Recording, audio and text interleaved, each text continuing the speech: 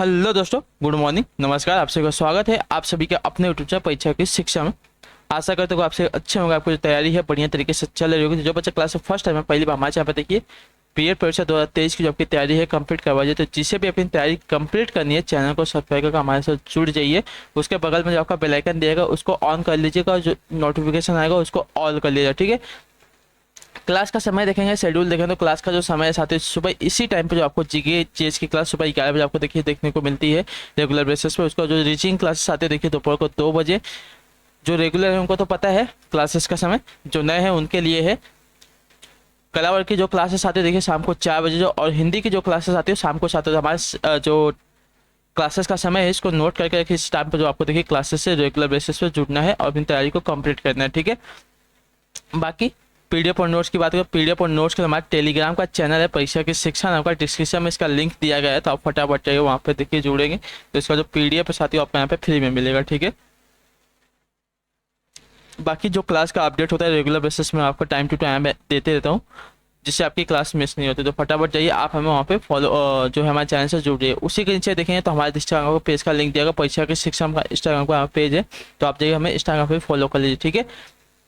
आपका कोई भी डाउट हो, कोई भी क्वेश्चन हो तो देखिए हमें इंस्टाग्राम पर डीएम करके, तो टेलीग्राम है यहाँ पर आपका डाउट सेक्शन है, वहाँ पे हमें देखिए पूछ सकते हैं मैसेज करके।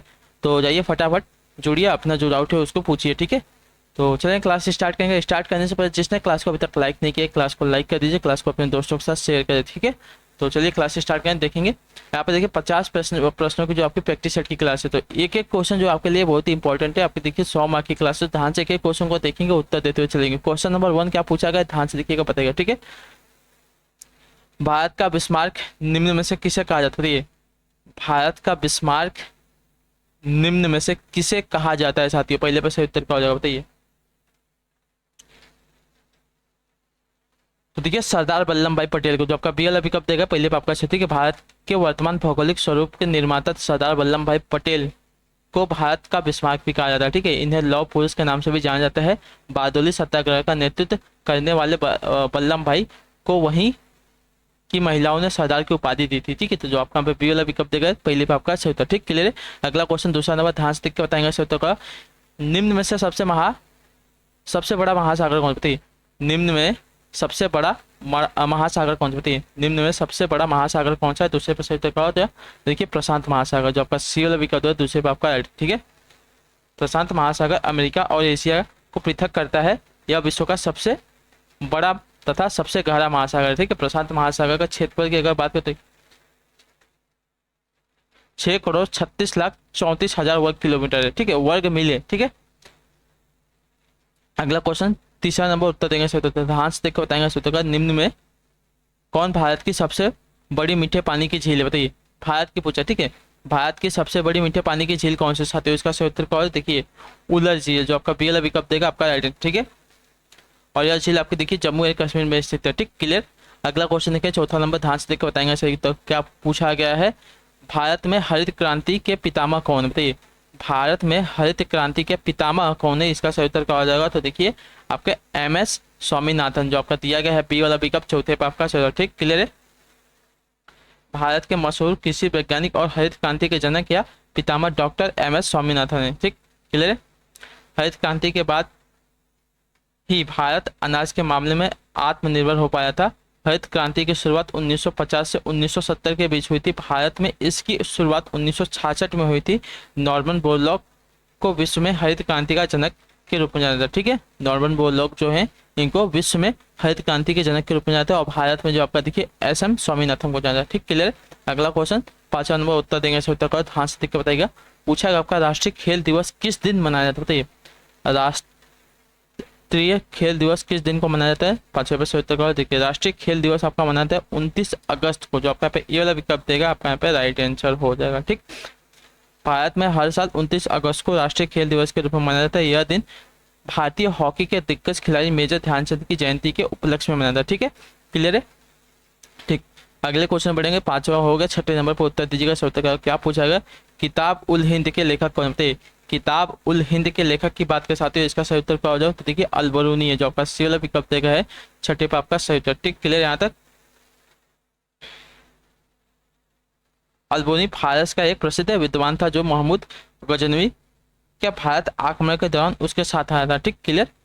अगला क्वेश्चन देखेंगे 7वां नंबर, उत्तर दीजिएगा, सही उत्तर क्या हो जाएगा। पूछा गया आपका जावा मानव संबंधित है, बताइए क्या जावा मानव संबंधित है, किससे, इसका सही उत्तर क्या हो जाएगा। देखिए जावा मानव संबंधित है मंगोलायड प्रजाति से। ठीक है, मंगोलायड प्रजाति से, जो आपका दिया गया है बी वाला विकल्प 7वें पे आपका सत्य। ठीक है, जावा मानव संबंधित है मंगोलायड प्रजाति से, तो जो आपका बी वाला विकल्प है 7वें पे आपका सही उत्तर हो जाएगा। ठीक, क्लियर। अगले क्वेश्चन बढ़ेंगे, ध्यान से देखे बताएंगे। 8वां नंबर उत्तर क्या हो जाएगा। अनेकांतवाद किस धर्म से संबंधित, बताइए अनेकांतवाद किस धर्म से संबंधित है। 8वें पे सही उत्तर क्या हो जाएगा। तो देखिए आपका जैन धर्म से, जो आपका ए वाला विकल्प देगा 8वें पे आपका राइट आंसर हो जाएगा। ठीक, क्लियर है। अनेकांतवाद आपका देखिए जैन धर्म से संबंधित है, जो आपका बी ए वाला विकल्प देगा है आपका यहाँ पे राइट आंसर हो जाएगा 8वें के लिए। ठीक, क्लियर है यहाँ तक सभी का। ठीक, अगले क्वेश्चन में बढ़ेंगे, ध्यान से देखें बताएंगे सही उत्तर क्या हो जाएगा। बताएंगे आपका 9वां नंबर है, अर्जुन पुरस्कार किससे संबंधित है, बताइए अर्जुन जो पुरस्कार है किससे संबंधित है साथियों, इसका सही उत्तर क्या होगा। तो देखिए आपका खेल कूद के क्षेत्र से, जो आपको यहाँ पे दिया गया बी वाला विकल्प 9वें पे आपका सही उत्तर हो जाएगा। ठीक, क्लियर है। और इसकी शुरुआत जो हुई थी आपकी देखिए 1961 में हुई थी। ठीक, अगले क्वेश्चन बढ़ेंगे, 10वां नंबर, बताएंगे सही उत्तर क्या हो जाएगा। तारीख फिरोज शाही किसकी रचना, बताइए तारीख फिरोज शाही किसकी रचना है। तो देखिए तारीख फिरोज शाही की बात करें साथ ही आपकी जियाउद्दीन बर्नी की रचना है। ठीक है, जियाउद्दीन बर्नी की रचना है, तो जो आपका बी ए वाला विकल्प देगा आपका यहाँ पे सही उत्तर हो जाएगा। ठीक, क्लियर।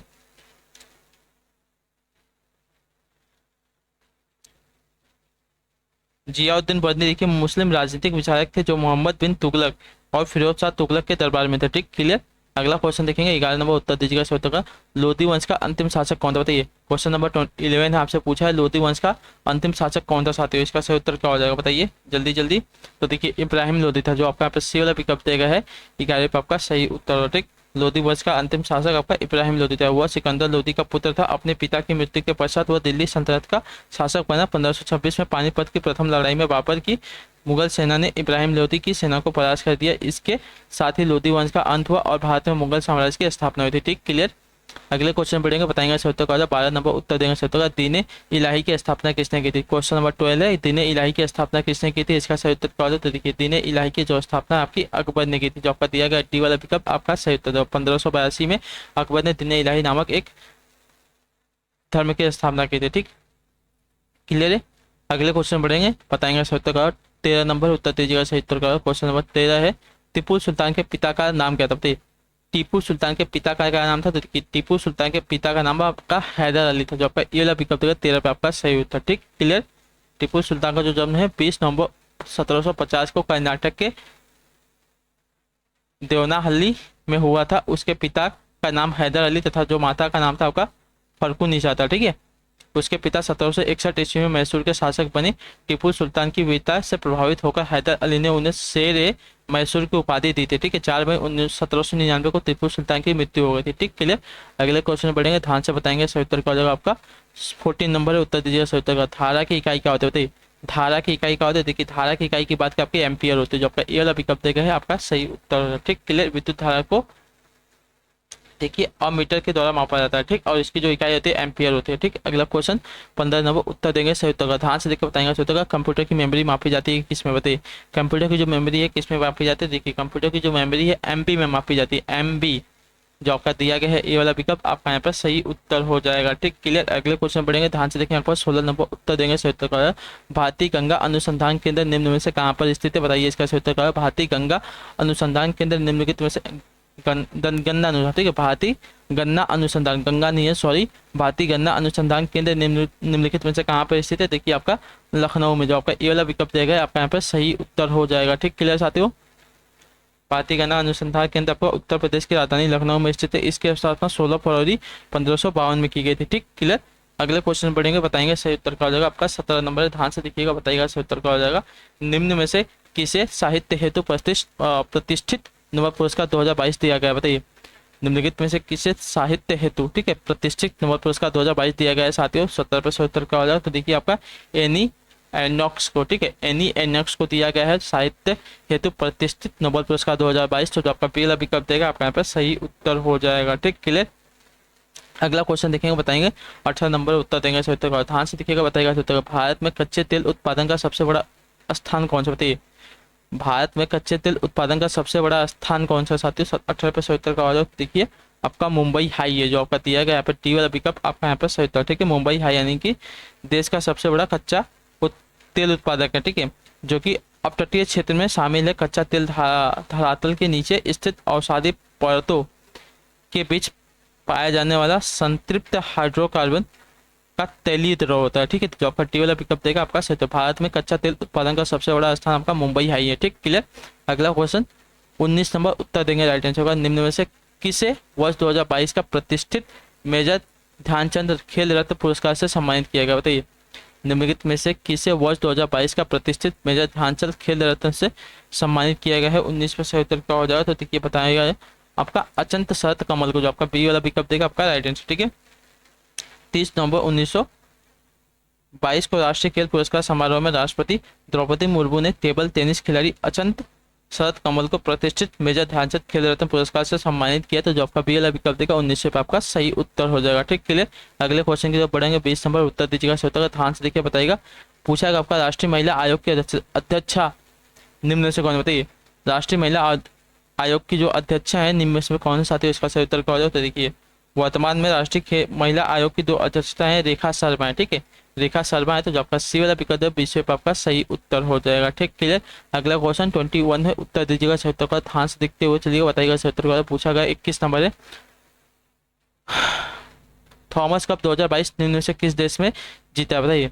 थॉमस कप 2022 निम्न में से किस देश ने जीता है साथियों? 21 पे सही उत्तर का हो जाएगा। तो देखिए आपका भारत ने, जो आपका ए वाला विकल्प देगा आपका यहाँ पे सही उत्तर हो जाएगा, ठीक, क्लियर।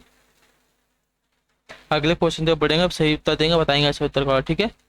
आपका देखिए करंट अफेयर का क्वेश्चन है, ये आपसे बहुत पूछे जाते हैं एग्जाम में, तो ध्यान से क्वेश्चन को देख के याद करते हुए तो नोट करते हुए चलिए, ठीक। अगला क्वेश्चन 22 है, उत्तर देंगे सही उत्तर का। ध्यान से देखिए, बताइएगा। सितार का आविष्कार किसने किया, बताइए। सितार का आविष्कार किसने किया था, इसका सही उत्तर क्या होगा? देखिए सितार का जो आविष्कार है साथियों अमीर खुसरो ने किया था, ठीक है, अमीर खुसरो ने किया था। जो आपका ये वाला पिकअप देगा 22 पे आपका सही उत्तर, ठीक है। लतीफ खां की बात करें तो इन्होंने देखिए आपका सारंगी का आविष्कार किया था, ठीक, सारंगी का आविष्कार इन्होंने किया था। और जाकिर हुसैन की बात करें, जाकिर हुसैन ने आपका देखिए तबला का आविष्कार किया था। और पंडित रविशंकर की बात करें तो इन्होंने देखिए ये भी आपके देखिए सितार से संबंधित है, ठीक, क्लियर है। अगले क्वेश्चन बढ़ेंगे, आपका देखिए 23 उत्तर देंगे छोटा, ध्यान से देखिए, बताएंगे। निम्न में कौन सी आपकी ठंडी जलधारा, बताइए। निम्न में से कौन सी आपकी देखिए ठंडी जलधारा साथियों 23 पे आपका सही उत्तर देखिए आपकी कनारी धारा, ठीक है। जो आपका बी वाला विकल्प देगा आपका सही उत्तर कनारी धारा आपके देखिए ठंडी जलधारा है। इसके अतिरिक्त आपकी शेष सभी जो दी गई हैं आपकी गर्म धाराएं हैं, ठीक, क्लियर, ठीक है। अगला क्वेश्चन 24 है, उत्तर दीजिएगा सही उत्तर का। ध्यान से देखकर बताएंगे।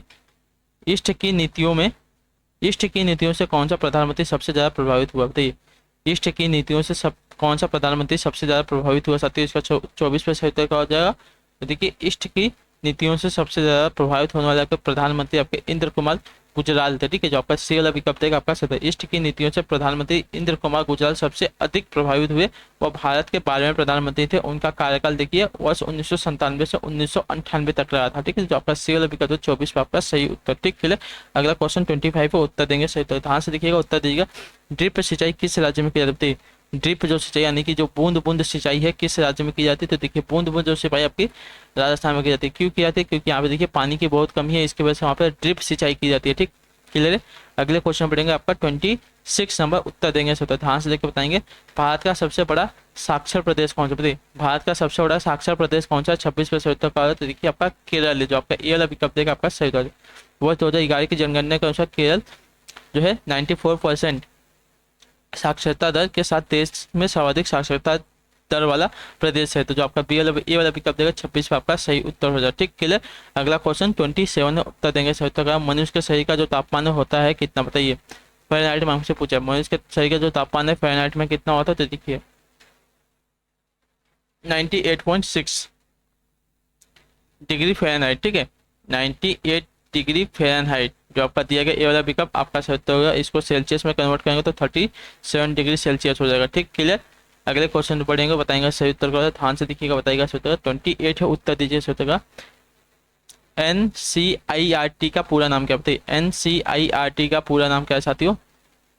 NCERT सॉरी NCERT, NCERT का पूरा नाम क्या है, इसका सही उत्तर क्या देखिए NCERT का पूरा नाम अगर देखें साथ तो national council of educational research and training, जो आपका ए वाला विकल्प देगा है आपका सही उत्तर हो जाएगा। ठीक, national council of educational research and training NCERT का फुल नाम है, तो जो आपका ए वाला पिकअप देगा 28 पे आपका सही उत्तर हो जाएगा। ठीक, क्लियर है। अगला क्वेश्चन 29 है, उत्तर दीजिएगा। उत्तर का क्या पूछा गया आपका, गुलरुखी के नाम से कौन सा शासक कविता लिखता था, बताइए। गुलरुखी के नाम से कौन सा जो शासक आपका कविता लिखता था, 29 पे सही उत्तर क्या हो जाए, तो देखिए आपका सिकंदर लोधी, जो आपका दिया गया सी वाला पिकअप 29 पे आपका सही। ठीक है, गुलरुखी उपनाम से सिकंदर लोधी फारसी भाषा में कविताएं लिखता था। ठीक, अगला क्वेश्चन 30 है, उत्तर देंगे सब ध्यान से बताएंगे। तो इस समय खालसा पंथ की स्थापना किसने की थी, तो देखिए खालसा पंथ की स्थापना की बात करें साथियों आपकी गुरु गोविंद सिंह ने। ठीक है, सिखों का आखिरी और 10वें गुरु गुरु गोविंद सिंह ने जो आपकी देखिए खालसा पंथ की स्थापना की थी, तो जो आपका दिया गया है यहाँ पे ये वाला विकल्प आपका राइट आंसर हो जाएगा। ठीक, क्लियर। अगला क्वेश्चन देखेंगे बताएंगे सर 31 है, नई राष्ट्रीय शिक्षा नीति कब घोषित की गई थी, नई राष्ट्रीय शिक्षा नीति कब घोषित की गई, 31 उत्तर का हो जाता है देखिए आपकी वर्ष 2020 में, जो आपका यहाँ पे दिया वर्ष 2020 में, जो आपका ए वाला विकल्प देगा 31 आपका सही। ठीक, नई शिक्षा नीति वर्ष 2020 में घोषित की गई है। अगला क्वेश्चन देखें 32 नंबर, उत्तर दीजिएगा छात्रों का, मानव विकास सूचकांक कौन जारी करता है, मानव विकास सूचकांक कौन जारी करता है, 32 पे सही उत्तर का हो जाएगा, तो देखिए UNDP, जो आपका दिया गया ए वाला विकल्प 32 पे आपका सही। ठीक है, मानव विकास सूचकांक संयुक्त राष्ट्र विकास कार्यक्रम यानी कि यूनाइटेड नेशन डेवलपमेंट प्रोग्राम यानी कि UNDP द्वारा जारी किया था। ठीक, तो जो पी वाला विकल्प देगा 32 पे आपका सही। अगला क्वेश्चन 33 उत्तर देंगे तो ध्यान से देखो बताएंगे WTO की स्थापना कब हुई थी, WTO की स्थापना कब हुई थी, देखिए WTO की स्थापना की बात करें आपकी वर्ष 1995 में हुई थी, जो आपका डी वाला विकल्प देगा 33 पे आपका सही उत्तर। ठीक, क्लियर है। वर्ल्ड ट्रेड ऑर्गेनाइजेशन विश्व व्यापार संगठन की जो स्थापना 1995 में हुई, इसके सदस्य देशों की संख्या जो आपकी 164 है। ठीक है, और जो इसका मुख्यालय साथियों स्विट्जरलैंड जिनेवा में स्थित है। ठीक, क्लियर। अगला क्वेश्चन 34 है, उत्तर देंगे सर ध्यान से बताएंगे, भारतीय संविधान में राज्य के नीति निर्देशक तत्वों की संकल्पना किस देश के संविधान पर आधारित होती है, भारतीय संविधान में राज्य के नीति निर्देशक तत्वों की संकल्पना किस देश के संविधान पर आधारित है, 34 पर सही उत्तर का हो जाए, तो देखिए आयरलैंड के संविधान से, जो आपका सी वाला विकल्प देगा 34 पर आपका सही है। भारतीय संविधान के भाग 4 में उल्लेखित राज्य के नीति निर्देशक तत्व आयरलैंड के सिद्धांत में उल्लेखित किए गए हैं। भारतीय संविधान के अनुच्छेद 36 से 51 तक इनका वर्णन है। ठीक, तो जो आपका दिया गया इसी वाला 34 पे आपका सही उत्तर। ठीक, क्लियर। अगला क्वेश्चन 35 नंबर, उत्तर दीजिएगा सही उत्तर का, भारतीय संविधान की अस्पृश्यता उन्मूलन से संबंधित अनुच्छेद कौन सा, बताइए। भारतीय संविधान की अस्पृश्यता उन्मूलन से संबंधित अनुच्छेद कौन सा है, 35 पे सही उत्तर का तो देखिए अनुच्छेद 17 है, जो आपका ए वाला पिकअप देगा 35 पे आपका सही। ठीक है, भारतीय संविधान के अनुच्छेद 17 आपकी अस्पृश्यता का अंत करता है। ठीक, तो जो आपका ए वाला पिकअप देगा 35 पे आपका सही। अगला क्वेश्चन 36 नंबर, उत्तर दीजिएगा सही। क्या पूछा गया है, निम्न में से किस ग्रह का कोई उपग्रह नहीं, बताइए निम्नलिखित में से किस ग्रह का कोई उपग्रह नहीं है, इसका सही उत्तर क्या होगा, तो देखिए बुध और मंगल का, देखिए बुध और शुक्र का। ठीक है, बुध और शुक्र का जो आपका दिया गया ये वाला पिकअप आपका सही, बुध और शुक्र का कोई आपका देखिए प्राकृतिक उपग्रह नहीं है। ठीक है, मंगल के आपके 2 उपग्रह हैं, याद रखिएगा। ठीक, पृथ्वी का आपका 1 है, अब बृहस्पति के तो पूछिए मत, बहुत सारे हैं, मतलब 63 या 69 के आसपास है समथिंग। ठीक है, अगला क्वेश्चन देखें आपका 37, उत्तर दीजिए ध्यान से बताएंगे। निम्न में से किस नदी को बिहार का शोक कहा जाता है, बताइए किस नदी को जो है बिहार का शोक कहा जाता है, 37 पे सही उत्तर कहा जाता है, बिहार का शोक आपका कोसी नदी को कहा जाता है, जो आपका डी वाला विकल्प देगा आपका पर सही उत्तर हो जाएगा, क्योंकि बरसात के दिनों में यह नदी उत्तरी बिहार में भीषण तबाही मचा देती है। ठीक, क्लियर। अगला क्वेश्चन 38 है, उत्तर दीजिएगा ध्यान से बताएंगे, सूरत किस नदी के तट पर स्थित है, तो बताइए सूरत किस नदी के तट पर स्थित है, तो सूरत आपका जो है ताप्ती नदी के तट पर स्थित है, जो आपका दिया गया है बी वाला विकल्प आपका यहाँ पर सही उत्तर हो जाएगा। ठीक, क्लियर। और नर्मदा नदी की बात करें तो नर्मदा नदी के तट पर आपका देखिए जबलपुर है। ठीक, कावेरी के तो तिरुचिल्लापुरी है। ठीक है, तिरुचिरापल्ली है कावेरी नदी के तट पर। ठीक, क्लियर। अगला क्वेश्चन 39 है, उत्तर देंगे सत्य, पृथ्वी से सूर्य की दूरी कितनी, बताइए पृथ्वी से सूर्य की दूरी कितनी है, तो देखिए पृथ्वी से सूर्य की दूरी आपकी औसतन 14 करोड़ 96 लाख किलोमीटर अथवा 9 करोड़ 29 लाख 60 हजार माइल है। ठीक है, तो जो आपका दिया गया है यहाँ पे बी वाला विकल्प आपका सही है। ठीक, 14 करोड़ 96 लाख किलोमीटर। ठीक, तो जो दिया गया आपका बी वाला विकल्प आपका सही। ठीक, अगले क्वेश्चन पढ़ेंगे आपका 40 नंबर, उत्तर देंगे सही उत्तर। ध्यान से देखिएगा, बताइएगा निम्न में से किस वंश का जो शासन है सबसे अच्छा रहा, बताइए निम्नलिखित में से किस वंश का जो शासन है सबसे अच्छा रहा है। तो देखिए आपका मौर्य वंश का जो आपका दिया गया ये वाला पिकअप आपका सही उत्तर। मौर्य वंश का जो शासन है सबसे अच्छा रहा है, इसने लगभग 137 वर्ष भारत में शासन किया। इसकी स्थापना का श्रेय जो आपका चंद्रगुप्त मौर्य और उनके मंत्री जो है आपका आचार्य शायक को जाता है, जिन्होंने नंद वंश के सम्राट धनानंद को पराजित किया था। ठीक, तो जो आपका बी ये वाला विकल्प देगा 40 पे आपका सही। अगला क्वेश्चन 41 नंबर, उत्तर दीजिएगा सही उत्तर क्या हो जाए, ध्यान से लिख के बताएंगे। गुप्त वंश का संस्थापक कौन, बताइए गुप्त वंश का संस्थापक कौन था। 41 वर्ष उत्तर क्या हो, देखिए गुप्त वंश के संस्थापक की बात का आपका श्री गुप्त थे, जो आपका दिया गया है सी वाला विकल्प आपका सही उत्तर। ठीक, क्लियर है। इस वंश की प्रथम प्रतापी राजा चंद्रगुप्त प्रथम थे। ठीक है, गुप्त साम्राज्य को एक विशाल साम्राज्य बनाने का श्रेय इन्हें ही जाता है। ठीक, और इसकी जो स्थापना है गुप्त वंश की श्री गुप्त ने की है, और इसके जो प्रथम शासक थे चंद्रगुप्त प्रथम थे। ठीक, क्लियर। अगला क्वेश्चन देखिए, बताएंगे आइडेंटिटी का 42 है, उत्तर देंगे सही। अकबर का जन्म कहाँ हुआ था, तो देखिए अकबर का जो जन्म है साथियों आपका हुआ था अमरकोट में, जो आपका ये वाला विकल्प देगा आपका। ठीक है, जलालुद्दीन मोहम्मद अकबर का जो जन्म है 15 अक्टूबर 1542 को सिंध के राजपूत किले अमरकोट में हुआ था। अकबर हुमायूं का पुत्र था, जो आपका ये वाला विकल्प देगा 42 में आपका सही। अगला क्वेश्चन 43 है, उत्तर देंगे सो ध्यान से लेकर बताएं। सिंचाई कर निम्न में से किसने लगा, बताइए सिंचाई कर निम्नलिखित में से किसने लगाया। तो देखिए सिंचाई जो कर आपका फिरोज शाह तुगलक ने लगाया, जो आपका दिया गया पी वाला विकल्प आपका यहाँ पे सही उत्तर हो जाएगा। ठीक, क्लियर। अगले क्वेश्चन बढ़ेंगे, ध्यान से देखें। 44 नंबर, उत्तर देंगे सो शाहजहां का बचपन का नाम क्या था, बताइए 44 है। शाहजहां के बचपन का नाम हमसे पूछा साथियों क्या था, तो उसका उत्तर हो जाएगा साथियों शाहजहां के बचपन का नाम आपका खुर्रम था। ठीक है, खुर्रम जो आपका दिया गया सी वाले विकल्प आपका पे सही उत्तर हो जाएगा। ठीक, और मुगल सम्राट जहांगीर का पुत्र था। ठीक, अगले क्वेश्चन बढ़ेंगे 45 का उत्तर देंगे सही उत्तर का। ध्यान से देख बताएं, बौद्ध धर्म का चौथा सत्य क्या है, बताइए बौद्ध धर्म का चौथा सत्य क्या है। तो देखिए पहला तो है आपका दुख अर्थात संसार दुख में है। ठीक है, दुख अर्थात संसार दुख में है। दूसरा है आपका दुख समुदाय अर्थात दुखों का कारण भी यही है। ठीक है, तीसरा है दुख निरोध मार्ग अथवा गामिनी प्रतिपदा अर्थात दुखों के अंत का एक मार्ग है। ठीक, और चौथा जो दिएगा आपका दुख विरोध अर्थात दुखों का अंत संभव है। ठीक है, यानी कि दुख निरोध गामिनी प्रतिपदा जो दिया गया आपका तो आपका जो दिया गया है चौथा सत्य आपका बौद्ध धर्म का यही है। ठीक, दुख निरोध गामिनी प्रतिपदा। अगला क्वेश्चन बढ़ेंगे, ध्यान से देखें आपका 46 नंबर, उत्तर देंगे तो भगवान बुद्ध ने अपना पहला उपदेश कहाँ पर दिया, तब तो भगवान बुद्ध ने अपना पहला उपदेश कहाँ पर दिया था। ठीक है, भगवान बुद्ध ने अपना पहला उपदेश जो आपका सारनाथ वाराणसी में दिया था। तो कि जो आपका ये वाला विकल्प देगा 46 पे आपका सही उत्तर हो जाएगा। ठीक, क्लियर। अगला क्वेश्चन 47 है, उत्तर देंगे उत्तर प्रदेश का शहर गोरखपुर किस नदी के तट पर अवस्थित है, इसका सही उत्तर क्या होगा। देखिए उत्तर प्रदेश का जो आपका गोरखपुर शहर आपका देखिए राप्ती नदी पे स्थित है। ठीक है, राप्ती नदी के तट पर अवस्थित है, जो आपका टी वाला विकल्प देगा आपका राइट आंसर हो जाएगा। ठीक, 47 पे क्लियर है यहाँ तक।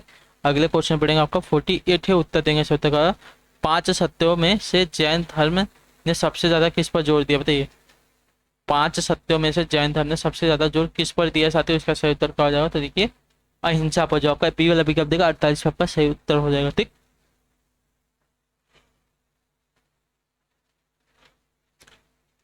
हिंसा का त्याग यानी कि अहिंसा, दूसरा था सत्य, तीसरा था चोरी का त्याग, और चौथा था ब्रह्मचर्य, और पांचवा था आपका देखिए परित्याग परिग्रह त्याग है। ठीक, क्लियर है। अगला क्वेश्चन 49 है, उत्तर देंगे सत्य। ध्यान से देखो बताएं, हाल ही में वह 14वां ब्रिक्स सम्मेलन यानी कि वर्चुअल कहाँ आयोजित किया गया, बताइए हाल ही में 14वां ब्रिक्स सम्मेलन वर्चुअली कहाँ पर आयोजित किया गया था साथियों, 49% उत्तर का हो जाए। तो देखिए आपका बीजिंग चीन में, जो आपका दिया गया है बी वाला ये वाला विकल्प आपका यहाँ पर सही उत्तर। ठीक, ब्रिक्स देशों का 14वां ब्रिक्स देशों का 14वां शिखर सम्मेलन 23 और 24 जून को 2022 को चीन की राजधानी बीजिंग में वीडियो लिंक के माध्यम से आयोजित किया गया था। ठीक है, ब्रिक्स 5 देशों का समूह है, ब्राजील, रूस, भारत और चीन और दक्षिण अफ्रीका। ठीक, क्लियर है। अगला क्वेश्चन बताएंगे 50 नंबर, उत्तर देंगे उत्तर का पूछा गया आपका 26 जनवरी 2023 को भारतीय गणतंत्र दिवस के मुख्य अतिथि किस देश के बने, बताइए 26 जनवरी 2030 को भारतीय गणतंत्र दिवस के मुख्य अतिथि किस देश के बने साथियों, 50 पे सही उत्तर का देखिए आपके मिस्र के, जो आपका डी वाला विकल्प देगा 50 पे आपका सही उत्तर। ठीक, क्लियर है। तो इसी के साथ जो आपकी क्लास है साथियों आज की जीके चीज की आज यहाँ पे कंप्लीट होती है। आई होप कि आपको जो क्लास है अच्छी लगी है, अच्छी लगी तो क्लास को लाइक कर दीजिएगा, चैनल पे पहली बार है तो चैनल को सब्सक्राइब कर दीजिए और कमेंट करके तो बताइएगा क्लास कैसी लगी है। बाकी हम आपसे मिलते हैं आपकी दोपहर को 2 बजे रीचिंग वाली क्लास में। तब तक के लिए आप लोग अपना ख्याल रखिएगा। तो टाटा बाय बाय, हम आपसे मिलते हैं आपकी अगली क्लास में। आप सभी का क्लास से जुड़ने के लिए बहुत बहुत ही धन्यवाद साथियों।